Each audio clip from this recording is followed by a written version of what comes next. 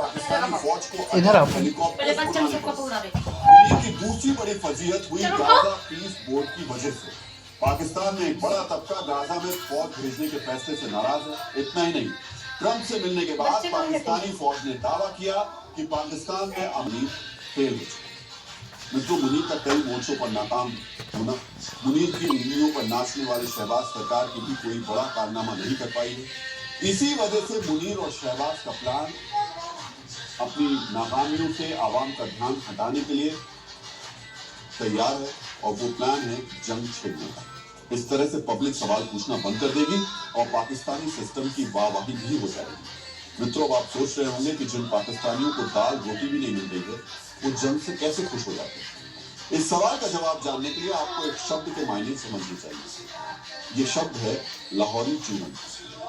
मित्रों, हो सकता है लाहौरी चूरन सुनने में आपको मजाकिया लग रहा हो, लेकिन असल में ये पाकिस्तानी समाज की कड़वी सच्चाई को एक्सपोज करता है। दरअसल ये तंज है जो पाकिस्तानी समाज में मौजूद अति राष्ट्रवादी तत्वों के लिए इस्तेमाल किया जाता है। ये ऐसे तत्व हैं जिन्हें जंग के नुकसान की परवाह नहीं होती।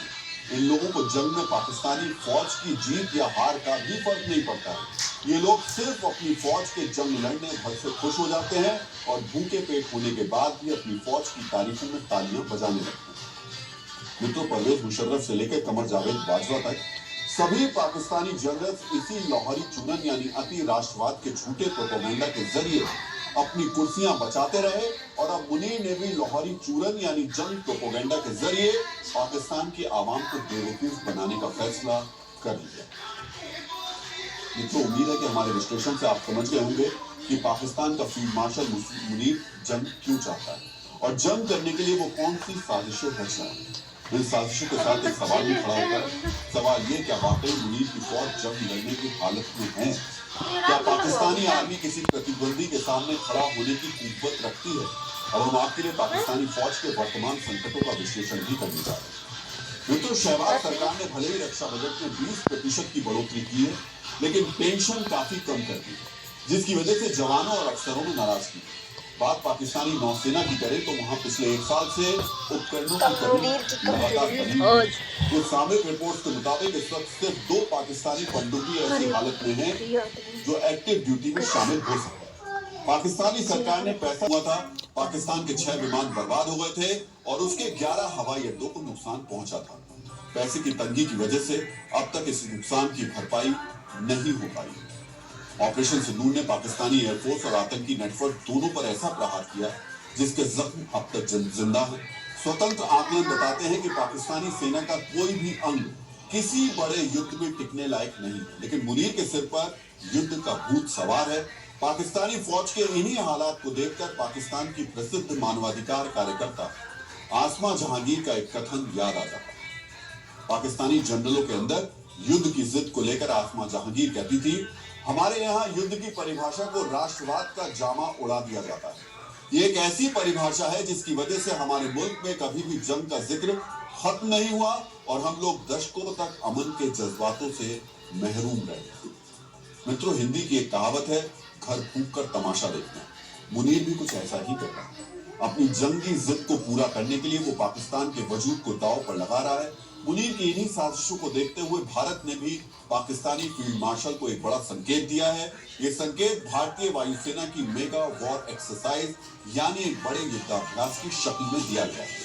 अब हम आपको इसी युद्धाभ्यास से जुड़ा अपडेट बताने जा रहे हैं। मित्रों, इस युद्धाभ्यास को नाम दिया गया है वायु शक्ति 2026। इस अभ्यास के लिए वायुसेना के पश्चिमी सेक्टर यानी राजस्थान के जैसलमेर को चुना गया है। इस अभ्यास में वायुसेना के कुल 120 विमान शामिल होंगे। अगर फाइटर जेट्स की बात करें तो रफाल के साथ साथ सुखोई 30, तेजस और मिराज इस एक्सरसाइज का हिस्सा बनेंगे। फाइटर जेट्स के साथ अपाचे अटैक हेलीकॉप्टर और C-130 ट्रांसपोर्ट एयरक्राफ्ट भी वायु शक्ति 2026 में शामिल होंगे। भारतीय वायुसेना का युद्धाभ्यास 27 फरवरी से शुरू होगा। मित्रों, यहाँ आपको जानना चाहिए कि ऑपरेशन सिंदूर के बाद ये वायुसेना का दूसरा बड़ा सैन्य अभ्यास है। इससे पहले वायुसेना ने त्रिशूल नाम का युद्धाभ्यास किया था। ये एक्सरसाइज भी पश्चिमी सेक्टर यानी राजस्थान और गुजरात में की गई थी। ऑपरेशन सिंदूर जैसी बड़ी कार्रवाई के बाद 2 बड़े युद्धाभ्यास और दोनों का टारगेट पाकिस्तान वाले मोर्चे के लिए तैयारी करना। अगर आप इन सभी तारों को जोड़ेंगे तो आपको समझ में आ जाएगा आखिर क्यों वायुसेना की इस तैयारी से पाकिस्तान में खलबली मची हुई है। भारतीय सेना के सभी अंग लगातार अपनी रणनीति को धार दे रहे हैं ताकि अगर ऑपरेशन 2.0 करने की जरूरत पड़ी तो पाकिस्तान को पिछली बार से ज्यादा चौंकाया जा सके, ज्यादा नुकसान पहुंचाया जा सके। मित्रों, अर्थशास्त्र के रचयिता आचार्य चाणक्य की महत्वपूर्ण नीतियों में से एक थी शतघूर्णय। शतघूर्णय में चाणक्य ने लिखा था, शत्रु को अपनी शक्ति के प्रमाण देते रहने चाहिए। आचार्य चाणक्य शक्ति प्रदर्शन को शत्रु पर मानसिक दबाव बनाने का तरीका मानते हैं। पाकिस्तान को लेकर भारत ने भी एक ऐसा ही कदम उठाया है। अब हम आपको भारत के इसी शक्ति प्रदर्शन से जुड़ी जानकारी देने जा रहे हैं। मित्रों, भारत की सामरिक शोध करने वाली एजेंसी DRDO ने अग्नि 3 मिसाइल का सफल परीक्षण किया। इस टेस्ट